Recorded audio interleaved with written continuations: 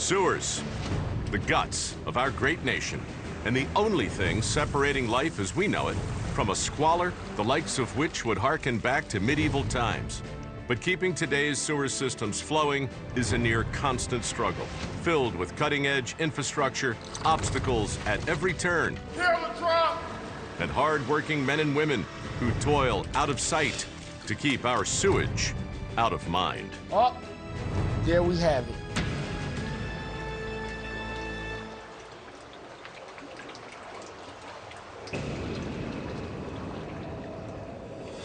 Ever wonder why a certain seat in your house is sometimes called a throne? Well, maybe it's because that particular piece of furniture sits atop an underground kingdom, a kingdom that we call our sewer system. Across the country, these sprawling networks of pipes perform the often overlooked but undoubtedly essential task of dealing with a torrent of wastewater, to the tune of 34 billion gallons a day. That's more volume than you'll find in the Mississippi River by a lot. And in larger cities like Milwaukee, Wisconsin, it takes 2,000 people and 6,000 miles of pipe to keep their share of that sewage under control. But right now, they're racing to clean up the aftermath of a sewer system's most taxing of events, a rainstorm.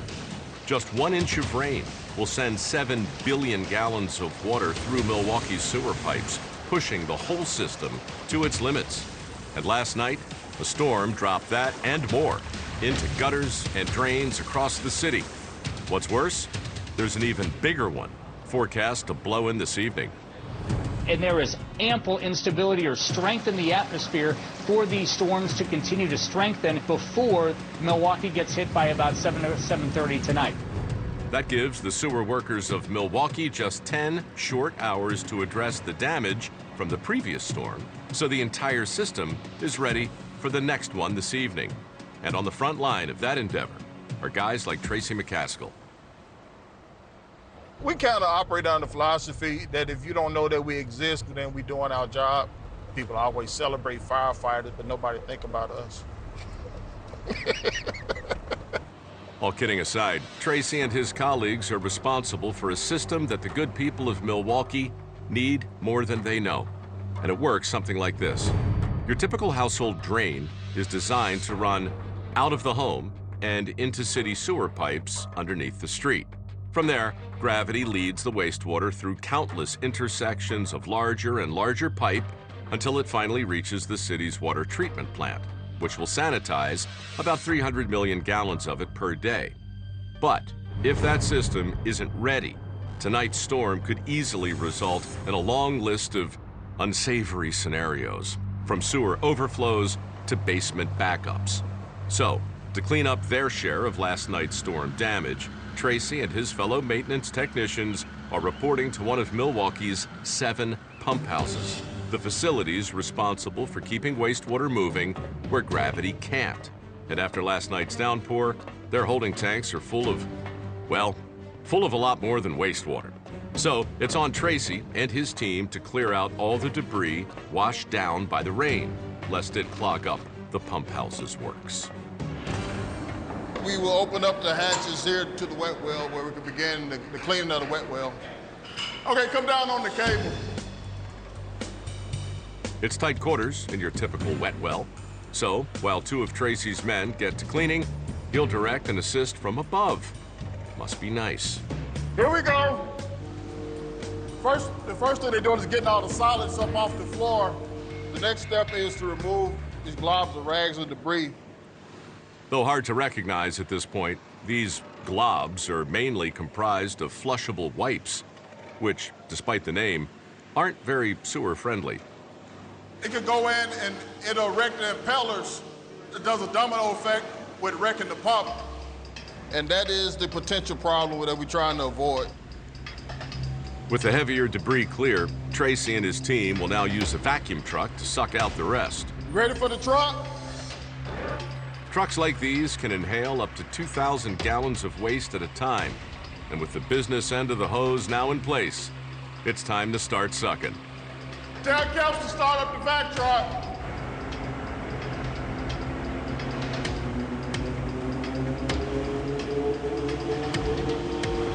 But when working in the sewer business, one never knows what one might find down below.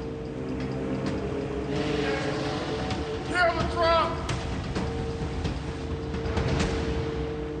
While Tracy and his team deal with the vacuum issue, 12 miles away, a team of city workers are suiting up for another mission.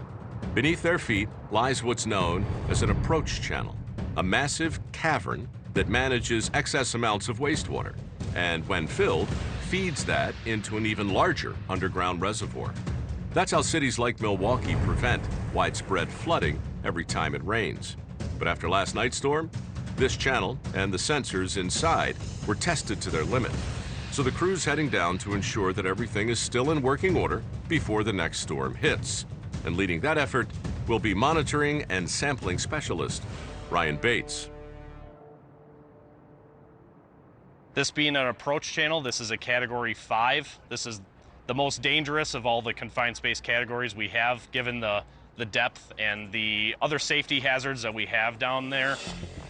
What's so unsafe about this part of the sewer?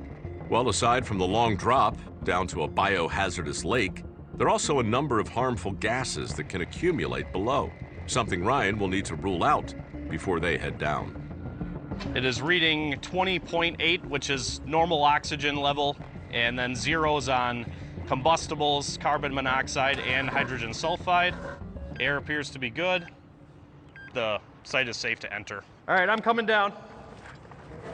Approach channels like this one are equipped with sensors that let guys like Ryan know when they're nearly full and need to be opened into the larger reservoir, known as the deep tunnel. And if those sensors aren't working, it could cause widespread flooding. So it's imperative that Ryan locate and test them before the next storm hits. So here we are in a approach channel. This is the structure that leads to our deep tunnel, which is approximately about 400 feet underneath the ground that runs underneath the city of Milwaukee. And then it flows through a series of interconnected channels that eventually is pumped up and treated at Jones Island Treatment Plant. So now we are moving downstream in the approach channel. As you can see, the walls temporarily narrow to restrict flow. And as you can see up above, we have our conduit line that leads to our ultrasonic sensor mounted along the rise of the channel. This is what we're going to be testing out.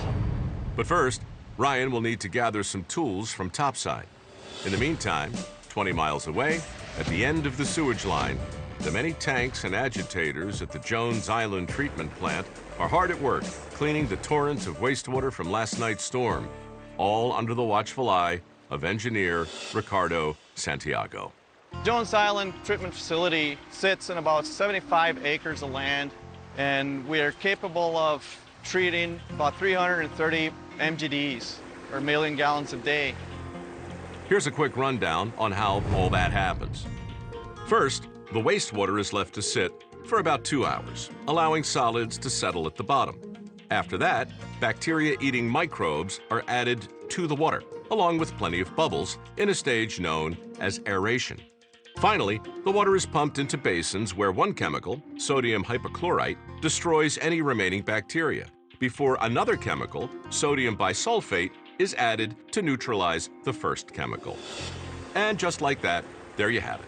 Unsanitary to pristine in just 7 hours. But none of that can happen without these, the screw pumps, responsible for shuttling wastewater above ground and into the treatment plant. And, rather inconveniently, one of them is in bad need of replacing. So much so, last night's storm put it out of commission for good. So today, Ricardo's team is conducting the Herculean task of swapping in a new screw pump before tonight's storm sends another flood of wastewater into the plant. So this screw that we're going to be picking up today is about 40 feet long. It weighs 32,000 pounds, and it has to fit in the existing trough that is down there. So that could be challenging. If it doesn't fit, it won't spin. If it doesn't spin, it doesn't push the wastewater up to the next level. But an even bigger concern of Ricardo's right now is the wind. As the storm front moves closer, wind speeds have picked up to about 20 miles an hour. which does not make for the best screw pump hoisting conditions. So the wind's going to be a huge factor. We want to make sure that when we lift that screw up, the wind is not blowing all over the place. It can be very dangerous for our system and also for the workers that we got working here. But after a few test runs with lighter objects, it sounds like the men on the ground are willing to roll the dice on the real thing. So we got word from the crane operator. Right now we got sustained winds about 18 miles an hour. The max is 22 miles an hour. So we're going to give it a go and hopefully get it installed.